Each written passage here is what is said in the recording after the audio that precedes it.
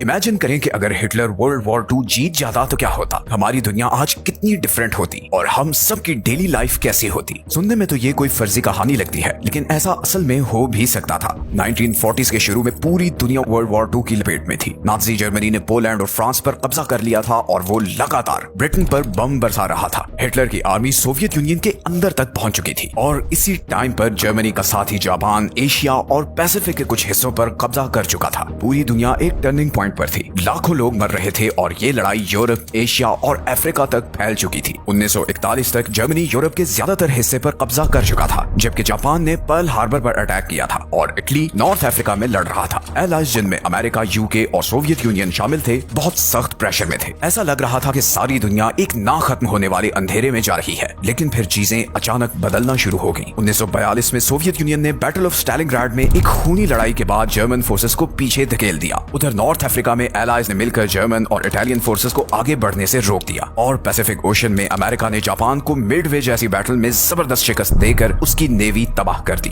फिर 1944 में allied forces Normandy में उतरी और उन्होंने वेस्टर्न यूरोप को जर्मनी के कंट्रोल से आजाद करवाना शुरू कर दिया। इसी दौरान सोवियत आर्मी ने भी ईस्टर्न साइड से जर्मनी की तरफ बढ़ना शुरू कर दिया। 1945 तक जर्मनी चारों तरफ से घिर चुका था। अप्रैल में हिटलर ने अपनी जिंदगी खत्म कर ली और सिर्फ एक महीने बाद मई में बर्लिन पर एलाइज का कब्जा हो गया। कुछ ही महीनों बाद अगस्त में अमेरिका ने हिरोशिमा और नागासाकी में एटम बॉम्ब गिरा दिए और जापान ने सरेंडर कर दिया। और इस तरह ये सारी एक्सेस पावर्स, जिनमें जर्मनी भी शामिल था, वर्ल्ड वॉर 2 हार गए। But what if the axis powers and Hitler had won world war 2? अगर ऐसा होता तो दुनिया आज दो बड़ी एम्पायर्स में डिवाइडेड होती। एक तरफ नाजी एम्पायर होती जिसके कंट्रोल में यूरोप, नॉर्थ अफ्रीका और मिडिल ईस्ट होता। दूसरी ही तरफ जापानीज एम्पायर होती जिसका एशिया और पैसिफिक पर कब्जा होता, जिसमें चाइना, साउथ ईस्ट एशिया और इवन ऑस्ट्रेलिया के कुछ हिस्से भी शामिल होते। ब्रिटेन पर भी नाजीज का कंट्रोल होता और फ्रांस, पोलैंड और नेदरलैंड्स भी नाजी के फुल कंट्रोल में होते, जबकि दूसरी तरफ अमेरिका अकेला रह जाता और उसके लीडर्स भी फिर प्रो हिटलर होते। अब जरा इस बारे में बात करते हैं कि हमारी डेली लाइफ कैसी होती अगर हिटलर ये वॉर जीतता। हमारी लाइफ आज से बिल्कुल डिफरेंट होती। नाजी आइडियोलॉजी हर चीज पर छाई होती। आप क्या पढ़ सकते हैं, क्या देख सकते हैं, क्या बोल सकते हैं और यहाँ तक कि आपको कौन सी नौकरी मिलेगी और आप कहाँ रहेंगे, ये सब इसी आइडियोलॉजी के तहत होता। ना कोई फ्री प्रेस होता, ना फ्री इलेक्शंस होते और ना ही आज की तरह का इंटरनेट होता। न्यूज में सिर्फ वो दिखाया जाता जिसकी गवर्नमेंट इजाजत देती। ऐसी तमाम बुक्स जो रिलीजियस स्कॉलर्स, ब्लैक राइटर्स या एंटी नाजी लोगों ने लिखी होती, उन्हें बैन कर दिया जाता। स्कूल्स में सिर्फ नाजी आइडियोलॉजी पढ़ाई जाती और हिस्ट्री को दोबारा लिखा जाता ताकि हिटलर को हीरो के तौर पर पेश किया जा सके और शायद हॉलोकॉस्ट कभी रुकता ही नहीं। इसी तरह अगर हम इकोनॉमी की बात करें तो ना कोई फ्री मार्केट होती और ना कोई बिजनेस कर सकता। नाजी जर्मनी में सब बड़ी इंडस्ट्रीज गवर्नमेंट के कंट्रोल में होती थी। प्राइवेट कंपनी सिर्फ उस सूरत में काम कर सकती थी अगर उनके ऑब्जेक्टिव्स नाजी ऑब्जेक्टिव्स से अलाइन करते हो और ज्यादातर फैक्ट्रियों को हथियार बनाने पर लगा दिया गया था, स्पेशली 1939 के बाद। तो मतलब अगर हिटलर जीत जाता तो फिर फैक्ट्रियां आम लोगों के लिए फोन, गाड़ियां या कपड़े नहीं बनाती, बल्कि फिर वो सिर्फ हथियार, टैंक्स और दूसरा जंगी सामान बनाती। गूगल या एप्पल जैसी बड़ी टेक कंपनीज कभी नहीं बनती क्योंकि गवर्नमेंट हर किस्म की टेक्नोलॉजी को अपने कंट्रोल में रखती ताकि उसे अपने मकासद के लिए यूज कर सके। इस फ्यूचर का सबसे खौफनाक पहलू ये है कि दुनिया से डाइवर्सिटी खत्म हो जानी थी, बिकॉज फिर कोई डिफरेंट कल्चर्स, रिलीजन्स या ट्रेडिशंस नहीं होने थे। नाजीज का ये बिलीव था कि सिर्फ एक ही नस्ल को जीने का हक है। अगर वो पावर में रहते तो बहुत सी कम्युनिटीज को बिल्कुल खत्म कर दिया जाता। रिलीजन्स जैसे कि जुडाइज्म, इस्लाम और इवन कुछ क्रिश्चियन सेक्ट्स को भी बैन कर दिया जाता। वो शहर जो कल्चर और ट्रेडिशंस का हब थे वो सब खामोश, बोरिंग और बेजान नजर आते। यहाँ तक कि लोगों के बोलने का अंदाज भी बदल जाता। जर्मन लैंग्वेज पूरे यूरोप और इवन अमेरिका के कुछ हिस्सों की भी नेशनल लैंग्वेज बन जाती। जो म्यूजिक, खाना, फैशन या आर्ट नाजी आइडियोलॉजी के खिलाफ होता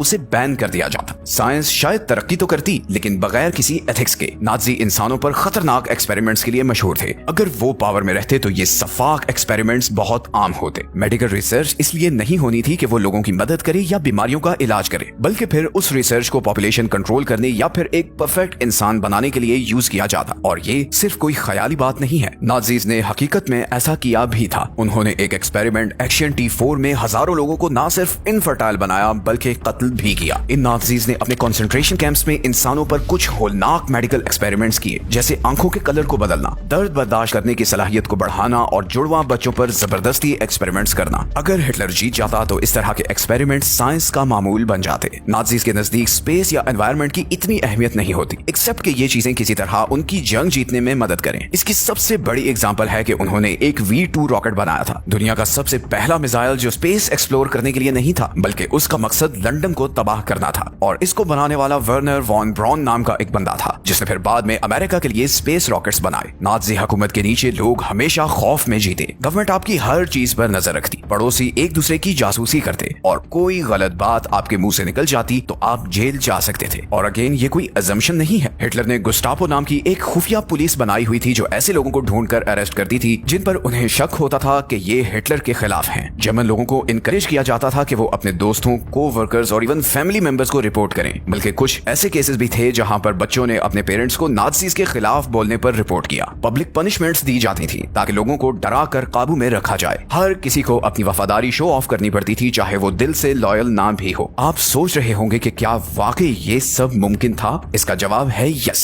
वर्ल्ड वॉर में कई ऐसे मौके थे जब एलाइज हार रहे थे, जैसे अगर हिटलर थोड़ा पहले ब्रिटेन पर हमला कर देता, या अमेरिका इस जंग में ना कूदता, या जर्मनी मॉस्को पर कब्जा कर लेता, तो आज दुनिया का नक्शा बिल्कुल मुख्तलिफ होता। अगर हिटलर वर्ल्ड वॉर 2 जीत जाता तो दुनिया में एक बड़ा कोल्ड और डार्क एनवायरनमेंट होता। टेक्नोलॉजी सिर्फ लोगों को कंट्रोल करने के लिए यूज होती और रिलीजन्स और कल्चर को बहुत डैमेज किया जाता। ऐसे सोचने से हमें पता चलता है कि आज जिन चीजों को हम फॉर ग्रांटेड लेते हैं, जैसे freedom of speech, democracy, ethical science या किसी भी इंसान को जीने का हक, नो मैटर उसका बैकग्राउंड क्या है, रेस क्या है या बिलीफ क्या है, ये सब चीजें फिर हमारे पास ना होती। So the lesson is very clear, आजादी और अमन कभी गारंटी नहीं होता, and history can repeat itself if we stop paying attention. Hitler ये जंग जीता तो नहीं, मगर हमें अपने आप से ये सवाल जरूर पूछते रहना चाहिए कि अगर वो जीत जाता तो क्या होता, क्योंकि पास्ट को याद रख कर ही हम फ्यूचर की हिफाजत कर सकते हैं। आज फिर दुनिया एक बहुत नाजुक मोड़ पर है। चंद बड़े लोगों की ईगो इस दुनिया को जंग की आग में धकेल सकती है। ये ऐसी आग है जो इन अमीर बड़े लोगों को नहीं खाती, ये जलाती है तो सिर्फ मेरे और आप जैसे आम लोगों को। ऐसा लग रहा है कि हम इंसानों ने माजी से कुछ नहीं सीखा और हम एक बार फिर एक बड़ी जंग की तरफ बढ़ रहे हैं, और इस दफा ये बड़ी जंग इंसानियत के मुकम्मल खात्मे का सबब बन सकती है। वीडियो अच्छी लगी है तो इसे दूसरों के साथ शेयर करें और चैनल को सब्सक्राइब कर लें। मिलते हैं नेक्स्ट वीडियो में एक और इंटरेस्टिंग टॉपिक के साथ। अपना ख्याल रखें। अल्लाह हाफिज।